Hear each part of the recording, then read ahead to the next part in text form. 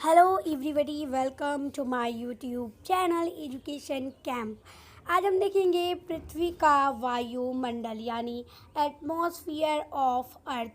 जैसे कि हम लोगों ने पढ़ा था पृथ्वी के इंटीरियर पार्ट्स, यानी कि पृथ्वी को हम लोगों ने 3 भागों में बांटा था। पृथ्वी के अंदर के एरिया को, एक था हमारा क्रस्ट, एक था मेंटल और एक था कोर। ठीक है, भूपर्पटी जिसे हम कहते हैं क्रस्ट को। ठीक है, तो वैसे ही पृथ्वी के ऊपर जो है ये भी जो ये एरिया है इसमें भी पृथ्वी का वायुमंडल यानी कि एयर परतें बांटी गई हैं। तो चलिए देख लेते हैं कौन सी परतें हैं। पृथ्वी का वायुमंडल पृथ्वी को जिस गैसीय आवरण से ढका रखा है उसे पृथ्वी का वायुमंडल कहते हैं। इसी वायुमंडल के कारण पृथ्वी पर जीवन संभव हो पाता है। पृथ्वी वायुमंडल ही सूर्य से आने वाली हानिकारक पराबैंगनी किरणों को अवशोषित करता है और ग्रीन हाउस प्रभाव द्वारा दिन व रात के धरातलीय तापमान को संतुलित रखता है। इसी कारण पृथ्वी पर जीवन की रक्षा हो पाती है। यह आवरण कई गैसों से मिलकर बना हुआ है जिसका विवरण निम्नलिखित है। देखते हैं। सबसे पहला है, इसका मैं 5 सेकंड देता हूँ, इसका आप स्क्रीनशॉट ले लीजिए। देखिए, सबसे पहला है नाइट्रोजन, यानी ये नाइट्रोजन जो है वो हमारे वायुमंडल में 78% है। आप इसे 78.08% भी एग्जाम में लिख सकते हैं। ऑक्सीजन जो है वो है 20.92। अगर आपके एग्ज़ाम में 20.92 ऑप्शन में नहीं है तो आप इसे 21% भी मार सकते हैं। चलिए, उसके बाद हम देखेंगे आर्गन। ठीक है, आर्गन कितना है? आर्गन है 0.93%, कार्बन डाइऑक्साइड 0.03%, नियॉन जो है वो 0.0018%, हीलियम आपका है 0.0005%, ओजोन जो है यानी O3 0.00006% और हाइड्रोजन जो है वो है 0.00005%। ठीक है, चलिए आगे बढ़ते हैं।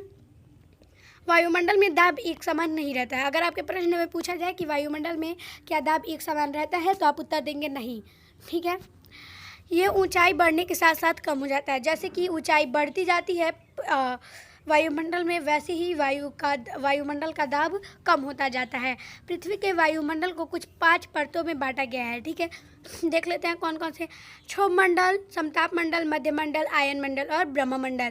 क्षोभमंडल को इंग्लिश में हम ट्रोपोस्फियर भी कहते हैं। ठीक है, समतापमंडल को स्ट्रेटोस्फियर, मध्यमंडल को मियोस्फियर, आयनमंडल को आयरोनोस्फियर और ब्रह्ममंडल को एक्सोस्फियर। ये आपकी ज़ुबान पर रटा होना चाहिए। आप इसे हिंदी में तो याद रखिए ही, इंग्लिश में भी याद रखिए। पेपर में हिंदी इंग्लिश दोनों में पूछ सकता है। लीजिए इसका स्क्रीनशॉट और आगे बढ़ते हैं। हाँ, वायुमंडल की परतों का विवरण विस्तृत निम्नलिखित है। देखिए, सबसे पहले बात करते हैं क्षोभमंडल यानी ट्रोपोस्फियर। क्षोभमंडल वायुमंडल की सबसे निचली परत है, यानी कि हमारे वायुमंडल की सबसे निचली परत हमारी है क्षोभमंडल। ठीक है, क्षोभमंडल की ऊंचाई 8 से 18 किलोमीटर तक होती है, ये आप सभी जानते हैं। पर ध्रुवों पर क्षोभमंडल की ऊंचाई, अगर प्रश्न पूछे कि ध्रुवों पर क्षोभमंडल की ऊंचाई कितनी होती है तो 8 किलोमीटर और विषुवत रेखा पर 18 किलोमीटर, ये आपको याद रखना है। ठीक है, सभी मौसम गतिविधियाँ क्षोभमंडल में ही होती हैं, जैसे बिजली का कड़कना, बादल का बनना और इंद्रधनुष आदि। ठीक है, तो अगर पूछा जाए कि मौसम गतिविधियाँ किस परत में होती है तो वो होती है क्षोभमंडल यानी ट्रोपोस्फियर में। आगे बढ़ते हैं। तापमान ऊपर की ओर चढ़ने पर 6.4 डिग्री किलोमीटर की दर से घटता है। ठीक है, अगर तापमान ऊपर चढ़ता है तो 6.4 डिग्री किलोमीटर की दर से घट जाता है। वायुमंडल का 75% यानी कि 100% में से 75% ओनली जो एयर है वो हमारे क्षोभमंडल यानी ट्रोपोस्फियर में उपस्थित है। चलिए आगे डिस्कस करते हैं समतापमंडल। समतापमंडल पर तापमान समान रहता है, यानी कि ना कम होता है ना ज़्यादा होता है समतापमंडल पर। समतापमंडल की धरती से ऊंचाई 18 से 50 किलोमीटर होती है। अभी मैंने आपको बताया क्षोभमंडल की ऊंचाई 8 से 18 किलोमीटर, ध्रुवों पर 8 किलोमीटर और विषुवत रेखा पर 18 किलोमीटर। समतापमंडल की धरती से ऊंचाई 18 से 50 किलोमीटर तक होती है। ओजोन परत समतापमंडल में ही स्थित है जो कि सूर्य से आने वाली पराबैंगनी किरणों को अवशोषित कर लेता है। ठीक है, ओजोन परत जो है आपका ओजोन लेयर, वो हमारे समताप मंडल के अंदर ही स्थित है, ठीक है। और यही हमारा ओजोन परत सूर्य से आने वाली पराबैंगनी किरणें अल्ट्रावायलेट रेज को अवशोषित कर लेता है और पृथ्वी तक आने नहीं देता है, ठीक है। तापमान समान रहने व मौसमी गतिविधियों से मुक्त होने के कारण वायुयान समताप मंडल में ही उड़ाए जा सकते हैं। यानी कि देखिए, मौसम गतिविधियां आप सबको पता है कि क्षोभ मंडल में होती हैं, ठीक है। और इसमें उतना एयर होता नहीं है, तो अगर इसमें कोई डिस्टर्ब ना करे समताप मंडल में, इसीलिए इसी में आपका एरोप्लेन या फिर वायुयान उड़ाए जाते हैं, ठीक है। चलिए, मध्यमंडल यानी मियोस्फीयर, जो कि तीसरा है हमारा और मध्य में स्थित है, यानी सबसे बीच में। इसको देख लेते हैं ये क्या है। मध्यमंडल वायुमंडल की तीसरी परत है तथा वायुमंडल से के बीच में स्थित है। यानी कि अगर ये रहा हमारा क्षोभ मंडल, समताप मंडल, मध्यमंडल, आयरोनोस्फीयर और एक्सोस्फीयर, यानी कि आयन मंडल और ब्रह्ममंडल, इसमें से ये जो आप तीसरा देख रहे हैं यानी जो बीच वाला है, इसे ही हम कहते हैं समताप मंडल। मध्यमंडल की धरती से ऊंचाई 85 किलोमीटर है। आप सभी को यह याद रखना है कि मध्यमंडल जो है इसकी धरती से ऊंचाई 85 किलोमीटर है, यानी 85 किलोमीटर। मध्यमंडल समताप मंडल से 60 किलोमीटर तक फैला हुआ है। यानी कि ये जो आप हम पढ़ रहे हैं मध्यमंडल, ये समताप मंडल के ऊपर से 60 किलोमीटर तक फैला हुआ है, यानी इसकी लंबाई अधिक है। चलिए, अंतरिक्ष से आने वाली उल्कापिंड मध्यमंडल में आकर ही जलकर समाप्त हो जाते हैं। यानी कि अंतरिक्ष से अगर उल्कापिंड आते हैं पृथ्वी पर गिरने के लिए, तो वह मध्यमंडल में ही जलकर समाप्त हो जाते हैं। मध्यमंडल परत में तापमान ऊंचाई के साथ बढ़ने लगता है। जैसे कि मध्यमंडल जो परत है वो ऊंचा है, बहुत ज़्यादा ऊंचाई पर है, तो तापमान भी बढ़ जाता है, ठीक है। और उल्कापिंड आते हैं तो जल जाते हैं। आगे बात कर लेते हैं आयरोनोस्फीयर यानी आयन मंडल, ठीक है। आयन मंडल धरती से 690 किलोमीटर की ऊंचाई तक स्थित है, ठीक है।